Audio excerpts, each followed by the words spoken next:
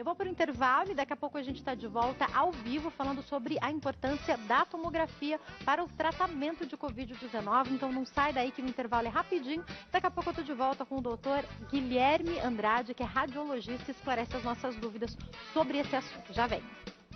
E agora a gente volta a bater papo sobre o assunto de hoje. A gente está falando sobre diagnóstico de Covid-19, mas agora a gente vai entender melhor sobre a importância da tomografia.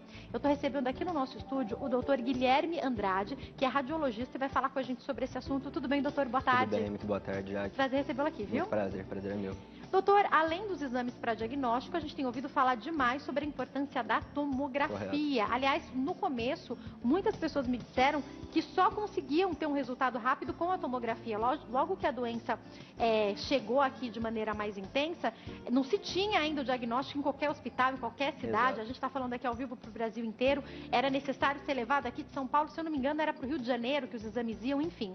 E a tomografia auxiliou, principalmente no começo, muitos médicos até a decidirem se ingressavam ou não com algum tipo de tratamento. Por quê, doutor? Explica para nós. A tomografia computadorizada não é o exame de escolha para se dar o diagnóstico do coronavírus.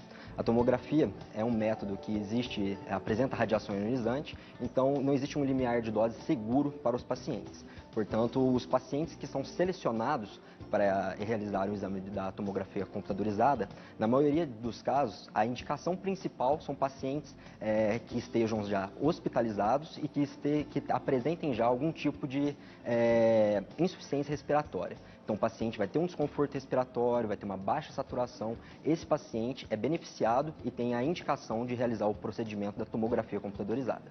Então, vale lembrar, doutor, que não é nem todo mundo que está apresentando os principais, então começou a apresentar algum sintoma da doença.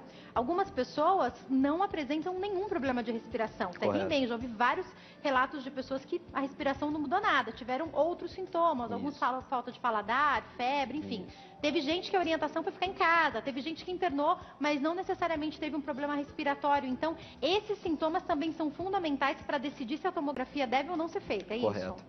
É importante salientar ao telespectador que o coronavírus é uma doença sistêmica, ou seja, ela comete vários órgãos do nosso organismo e ela apresenta um tropismo pelo epitélio pulmonar.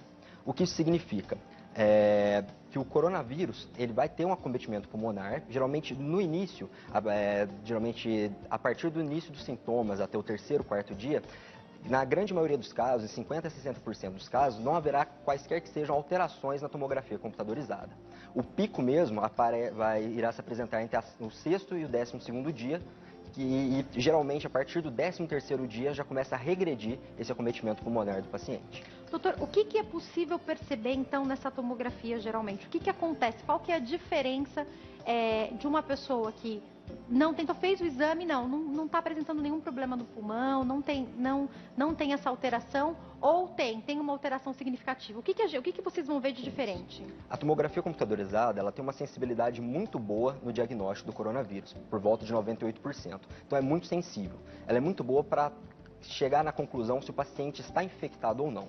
Porém, ela é limitada porque a especificidade dela é muito pequena, é muito baixa, de apenas 25%. No entanto, os achados de imagem do coronavírus são extremamente característicos na tomografia. São achados que nós, radiologistas, chamamos de opacidades em vidro fosco, que vai acometer, na grande maioria dos casos, os dois pulmões, e esse acometimento é bem na periferia dos pulmões e tem uma predileção pelos campos pulmonares posteriores e basais. E isso é fundamental para o médico que está à frente do caso do coronavírus em excluir outras hipóteses diagnósticas ou mesmo fortalecer ainda mais a principal hipótese, que seria uma infecção pelo coronavírus. Doutor, uma pessoa que já tem algum problema no pulmão, um fumante, uma pessoa que já estava com algum tipo de tratamento, que adquire o coronavírus, tem mais risco? Quando é feita a tomografia, dá para ver algo ainda mais específico? Como é que funciona nesses casos? Isso, correto. A tomografia, não porque o paciente apresente a infecção pelo coronavírus, que ele não possa apresentar algum outro acometimento pulmonar simultâneo. Ele pode sim apresentar um efizema pulmonar, ele pode ter uma pneumonia bacteriana. Então é muito importante também para descartar outras hipóteses diagnósticas ou mesmo fortalecer a nossa principal hipótese diagnóstica. A tomografia computadorizada, ela avalia principalmente, a principal indicação da tomografia seria justamente nesses pacientes que são um grupo de risco, igual que você estava falando. Temos sim um grupo de risco de pacientes que evoluem mal, geralmente pacientes acima de 65 anos de idade, tabagistas, diabetes mellitus, pacientes imunocomprometidos. Então ela consegue sim diferenciar alguns outros tipos de doenças associadas ao coronavírus.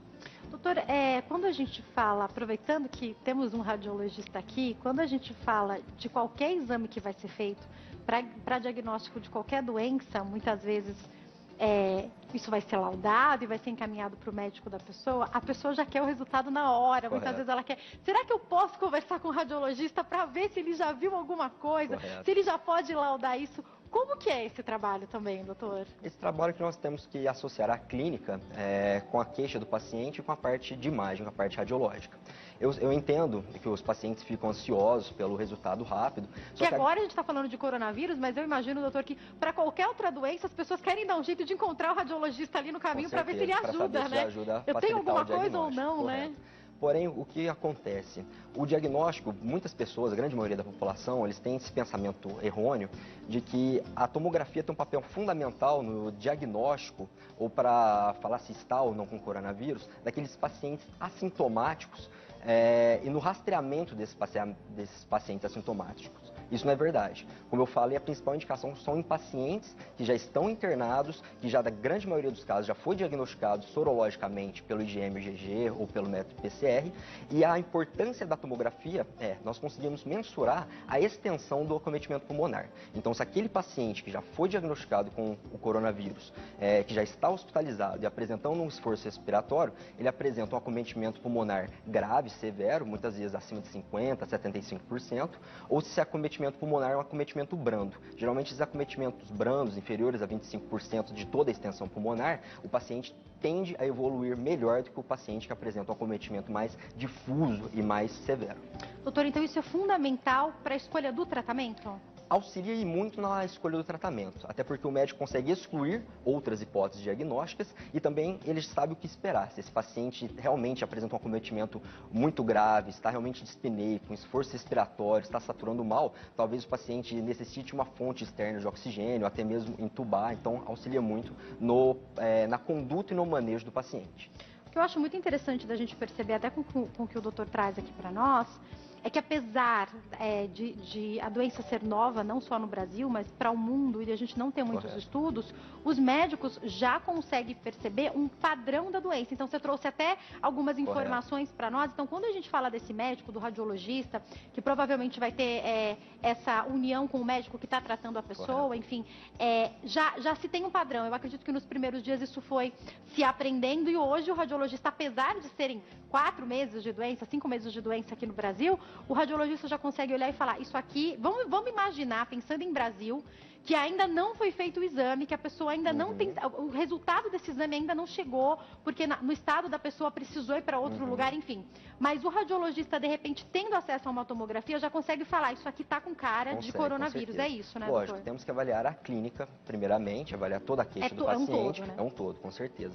Mas o exame, a imagem na tomografia, é extremamente característica. Ela faz diagnóstico diferencial com outras doenças, como pneumonia viral, outros tipos de infecção viral. Mas, como eu falei, ela, por ser bilateral, acometer os dois pulmões, geralmente ser bem periférica, então ela é bem característica. Então, como eu falei, a sensibilidade, a capacidade do diagnóstico de detectar essa infecção viral em pacientes é muito alta. A sensibilidade da tomografia é por volta de 98%.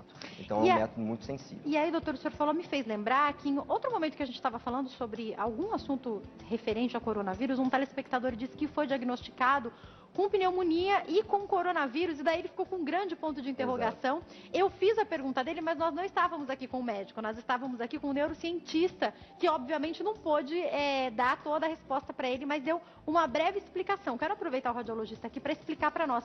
É uma pneumonia ou não é, doutor?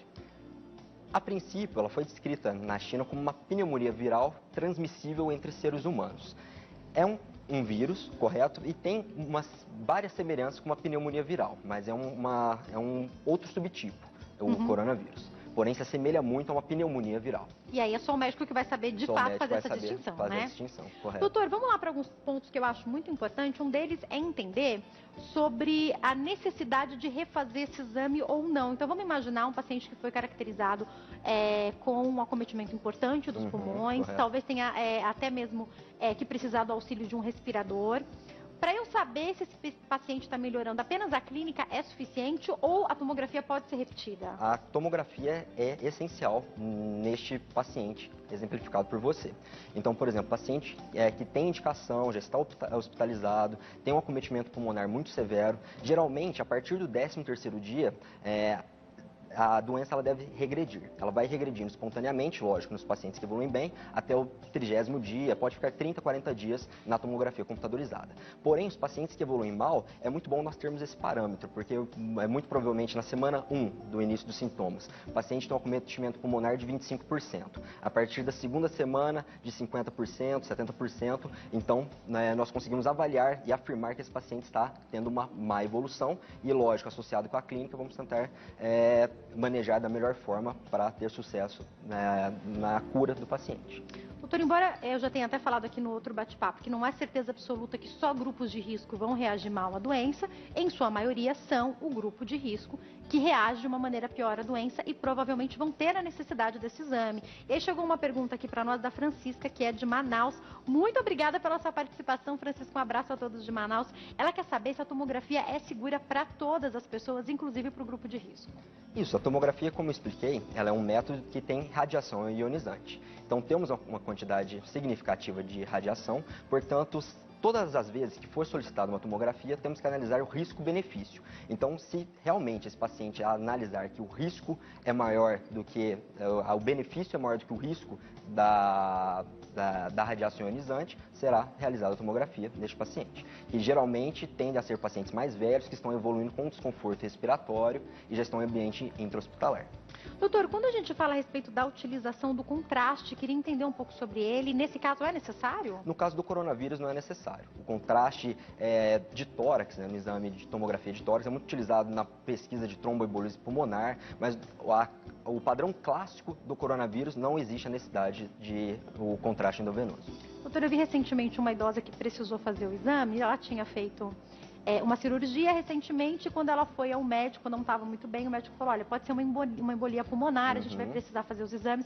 A família já pensou, meu Deus, pode ser Covid, já ficou preocupada com isso. São quadros bem distintos, São quadros doutor? bem distintos. O tromboembolismo pulmonar é a principal complicação de uma trombose venosa profunda. Então, geralmente, aquele paciente que obeso ou que toma anticoncepcional oral, que fica com o membro muito tempo parado. Então esse trombo vai virar um tromboêmbolo, vai viajar pelo organismo e vai ocluir uma artéria pulmonar principal, causando um chamado de infarto pulmonar. Aí neste caso, a utilização do contraste é essencial para o diagnóstico do paciente. Então são coisas distintas, São coisas né? distintas, exato. Doutor, eu queria entender um pouco o que a gente já tem de certeza sobre o que acontece depois. Então, o pulmão da pessoa volta totalmente ao normal. A gente ainda não tem certeza absoluta disso. O que é possível perceber quando uma pessoa é curada? Uma pessoa que teve ali esse quadro mais intenso da doença, evoluiu bem, fez o exame, viu que está bem, mas dá para ter certeza absoluta que não vai ter mais nenhum acometimento nesse pulmão? Certeza é uma palavra muito forte, porém, os pacientes que evoluem bem, a remissão da doença é praticamente completa, né? É incrível, nós vemos, por exemplo, no pico, de 6 a 12 dias, uma doença severa, pacientes evoluindo mal, que após 30, 40 dias, na tomografia, se não soubesse que a pessoa já foi infectada pelo coronavírus, está com o pulmão, digamos assim, sadio. Correto? Mas agora, se terá alguma sequela futura, é muito difícil a gente afirmar. A princípio, não. Aparentemente, se a pessoa evoluiu bem e tratou, seria como se fosse uma pneumonia viral, o padrão pulmonar vai estar sadio e a pessoa vai ter uma vida normal. Doutor, quando a gente fala sobre esse acompanhamento, algumas pessoas têm a possibilidade de pagar um sistema particular e terem certeza que vão ter os mesmos médicos, inclusive o mesmo radiologista ou a mesma equipe de radiologistas acompanhando, mas nem sempre isso é possível. Isso interfere nessa escolha de tratamento, nesse resultado? Seria melhor que sempre fosse o mesmo profissional? Como o senhor vê essa questão, doutor? Sempre seria melhor se fosse a mesma equipe, só que a radiologia é um meio um pouco inseparado, porque o diagnóstico, lógico que ter a comunicação com o radiologista do mesmo serviço favorece o serviço, agrega valor ao serviço, até no bem-estar geral do paciente. Porém, são coisas independentes, não é porque o paciente fez o exame em um local, que ele está sendo atendido por um outro médico, que ele terá necessariamente um prejuízo no seu tratamento, não. Doutor, quando a gente pensa em Brasil, eu imagino que o senhor trabalha em uma realidade, mas deva ouvir as realidades de outros médicos de outros lugares do Brasil, pensando especificamente na tomografia. Esses exames estão conseguindo serem feitos a todos que precisam? O que o senhor percebe? De forma alguma. No Brasil existe escassez tanto no diagnóstico sorológico quanto também no diagnóstico por imagem. Por isso que aqui em São Paulo nós somos agraciados, temos uma gama muito grande de clínicas diagnósticas de excelência, de hospitais, mas realmente no interior é muito mais complicado. E existem locais onde a pessoa não tem nem para onde recorrer. Talvez ela tenha que sair do estado, da cidade dela, às vezes até do estado, para fazer o exame específico. Eu imagino que isso também seja fundamental quando a gente pensa na cura, não é, doutor? Com certeza. Tanto o diagnóstico de imagem quanto o diagnóstico sorológico, eles são complementares, assim como o diagnóstico clínico, para o bem-estar do paciente, para chegar no diagnóstico concreto do coronavírus e no manejo do tratamento. Doutor, para quem tem o sonho de trabalhar com medicina e ver essa situação acontecendo, até mesmo para os jovens médicos ou para os médicos muito experientes, o que eu vejo é que a maioria deles, mesmo os idosos, se recusaram a parar de trabalhar porque querem ajudar, querem salvar vidas. E eu vejo os novos médicos querendo entender como é que isso funciona. Quando a gente vê o senhor falando, doutor, já conseguindo entender como essa doença se caracteriza, essa percepção da doença, como foi esse começo quando a doença chegou? Como que foi para o radiologista olhar e falou, não, isso aqui está diferente, isso aqui está com um padrão, porque eu imagino que foi estabelecido um padrão para entender de fato, olha, isso aqui está diferente de pneumonia, está diferente de outros quadros. Como que foi esse começo, doutor? Correto. Tudo no começo foi muito incerto, porque a doença é uma doença nova, nenhum de nós esperávamos, mas temos subgrupos no meio da radiologia, por exemplo, o subgrupo de tórax, uma equipe excelente americana, eles são chamados de ACR. Eles criaram protocolos desde o início da doença para realmente caracterizar esses padrões fundamentais e característicos do coronavírus. E a partir de março, no meio de março, eles já tinham realmente essa caracterização muito bem estipulada e já tinham até publicado um artigo desse na RSNA. Então, a partir desse artigo, todos nós radiologistas temos realmente quais são os achados importantes, extremamente sugestivos de coronavírus, ou quais são os achados de menor importância ou achados não suspeitos. Então, nós conseguimos realmente caracterizar bem e realmente avaliar para o paciente com a clínica se ele realmente apresenta essa característica de estar infectado ou não. Doutor, quando a gente pensa em alguns países, em alguns estudos, por exemplo, tem um estudo recente, se eu não me engano é na França, que estuda a possibilidade de que crianças não transmitam a doença. É só um estudo, visto que no começo as pessoas demonizavam, né? Não se deve ter contato com crianças e tal. Tudo isso ainda são estudos. Quando a gente pensa especificamente na sua área e nesses novos estudos, cada país fazendo um estudo diferente, cada local trazendo um novo ponto de vista, é importante ainda ser conservador? Como é que vocês estão fazendo isso, doutor? Com certeza. Lógico, toda a comunidade médica tem que estar aberta a essas novas informações, mas tem que ter um aspecto conservador, porque é muita informação, são novos trabalhos, até semana passada ou retrasada surgiu uma possibilidade que pacientes assintomáticos tinham uma baixa transmissibilidade, agora já a própria Organização Mundial da Saúde meio que voltou atrás se retratou falou, né? sobre isso, então é muito difícil opinar até a gente ter uma certeza, mas é muito válido, estamos tendo várias publicações e isso agrega muito na comunidade científica médica. Até porque quando a gente pensa num pronunciamento da Organização Mundial da Saúde, que eu acho até que foi um pouco isso que aconteceu, eu fico imaginando o doutor na lida diária de diagnósticos com outros médicos. Então, de repente, vocês começam a perceber alguma coisa e falam, olha, de repente, pelo que eu estou percebendo, juntando a clínica com os exames, isso mais isso dá isso. É só uma opinião. Quando você solta isso e isso vira... Não foi isso que a gente quis dizer. A gente está estudando, é uma opinião. Eu acho que esse é o impacto também, quando alguém tão grande dá um pronunciamento como esse, né, doutor?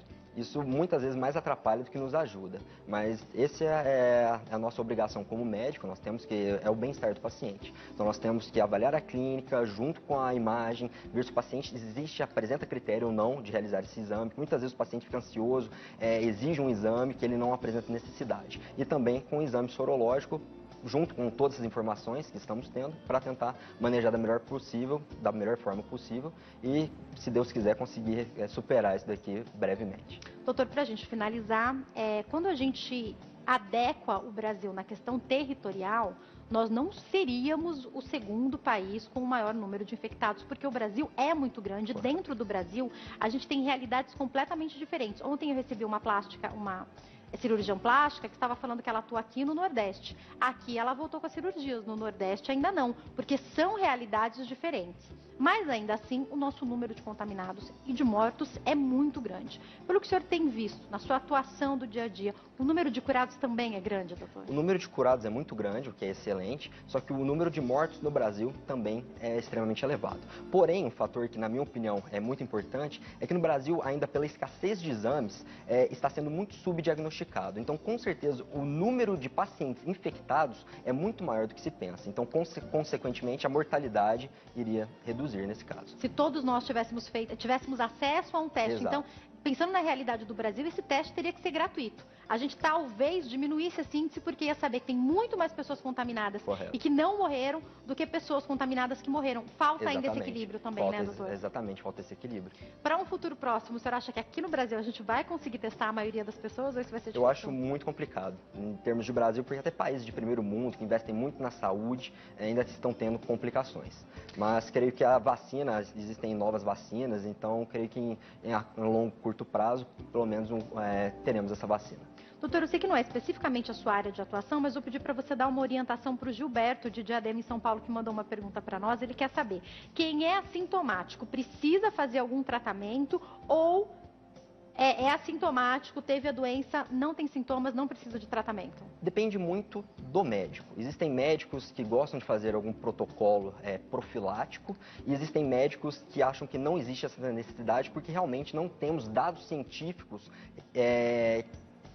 fortes que evidenciam uma melhora ou não. Então vai depender muito do médico. Porque você pode descobrir porque fez um exame na sua empresa, mas não está sentindo nada, ou você pode ter tido e também não descobrir, né, doutor? Mas na grande maioria dos casos, pacientes assintomáticos que estão evoluindo bem, sem esforço respiratório, não tem indicação de fazer tratamento, apenas sintomático, caso apresentar febre, alguma coisa do tipo. Doutor, muito obrigada. Muito foi um obrigado prazer recebê-lo aqui. O prazer foi meu. Quem quiser entrar em contato também, o telefone é o 0 operadora 11 2222 1130 e o site www.transdusom.com.br. Muito obrigado. Obrigada, viu, doutor? Uma ótima tarde.